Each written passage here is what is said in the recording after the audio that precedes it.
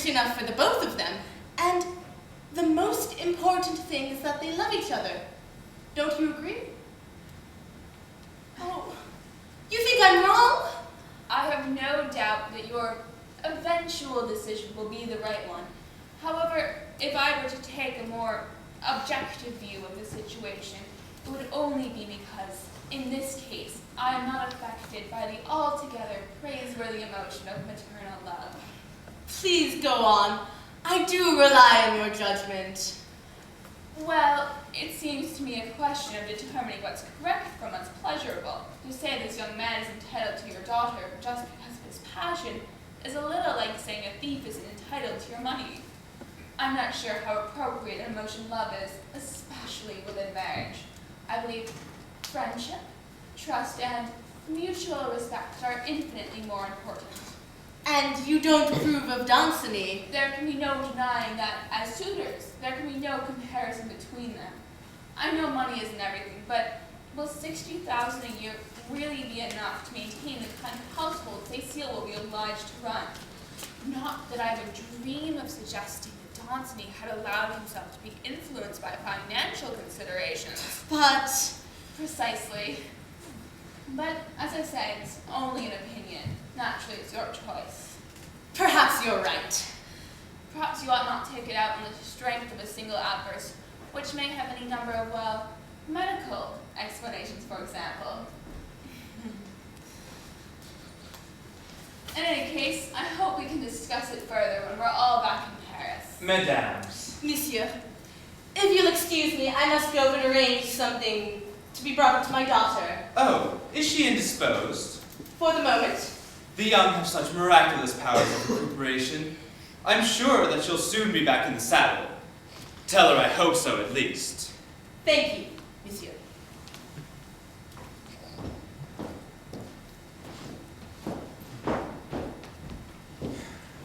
You see, she can hardly bear to be in the same room as me. But I gather you've had your revenge. So you've heard. The little one can hardly wait to tell me. A favorable report, I trust. On the contrary, if I hadn't spoken to her sharply, I think on your next visit you may have found her bedroom door barred as well as locked. You surprise me.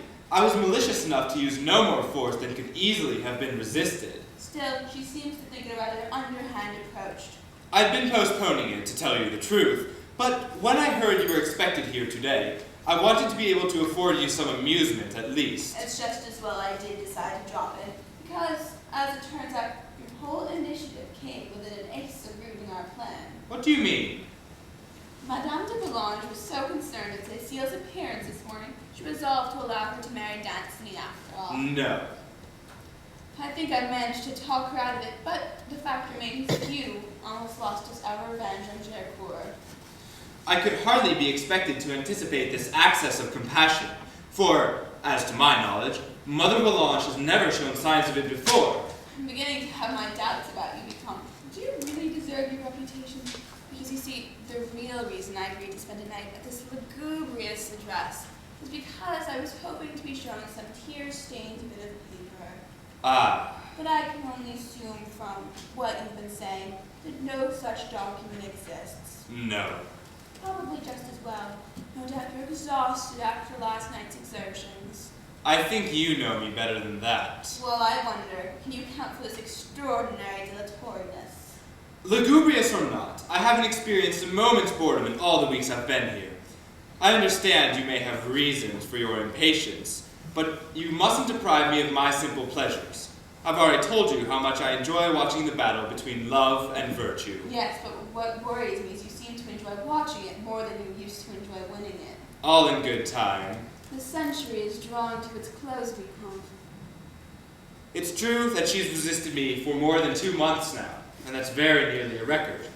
But really, I've no wish to hurry things. We go for a walk together almost every day, a little farther down the path that has no turning.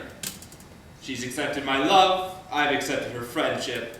We're both aware how little there is to choose between them. Every day her eyes are closing, and every step she tries to take away from the inevitable only brings her that much nearer to it. Yes, hopes and fears, passion and suspense.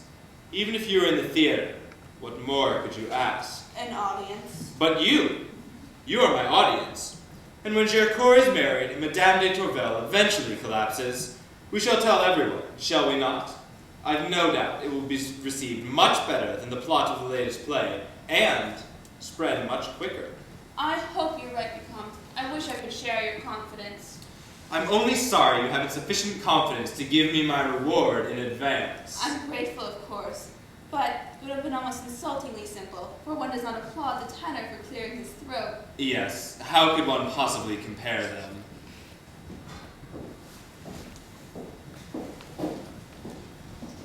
I'm so delighted you can manage to visit us, my dear, even if only for such a short time. Yes, I wish I could stay longer, but my husband's estate.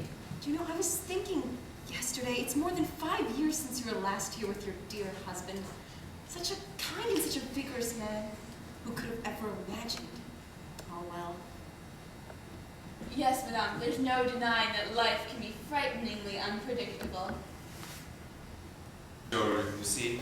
Only here you'll be able to make as much noise as you like. And the mattress is harder. Is that good? That's very good. Come on. The first thing you must learn is that there's no need whatsoever for haste. Now, as with every other science, you must learn to call everything by its proper name. I don't see why you have to talk at all. Without the correct, polite vocabulary, how will you indicate what you would like me to do, or make me an offer of something I might find agreeable? Surely you just You said. see, I should like to think that if I succeed, you'll be able to surprise Monsieur de Géricault on your wedding night. Would he be pleased? Naturally, he'll expect that your mamma has done her full duty and briefed you. Mamma couldn't possibly talk about anything of the sort. I can't think why not. She was, after all, one of the most notorious women in Paris at one time. Mamma? More noted for her enthusiasm than her ability, but nonetheless renowned. There was a famous occasion, before you were born this would have been, where she went to stay with the Comtesse de Bellieu, who tactfully gave her room between that of your father's and a Monsieur de Versailles, who was her acknowledged lover at the time. Yet, despite these careful calculations, your mamma contrived to spend a night with the third party. I can't believe that. It's just gossip. No, I assure you it's true. How do you know? Because that third party was myself.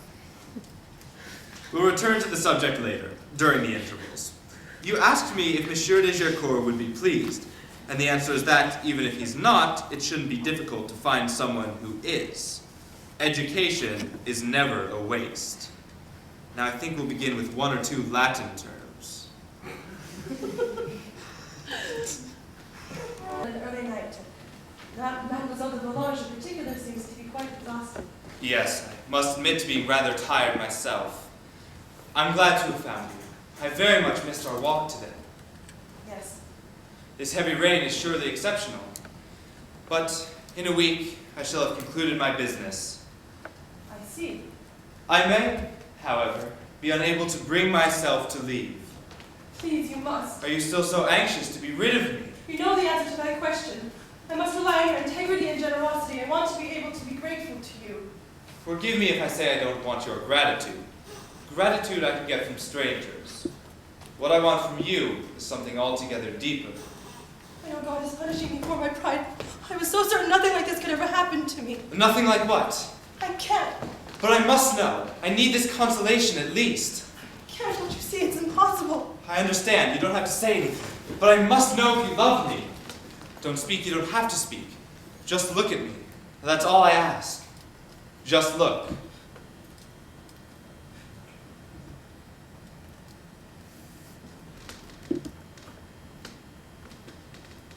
Yes.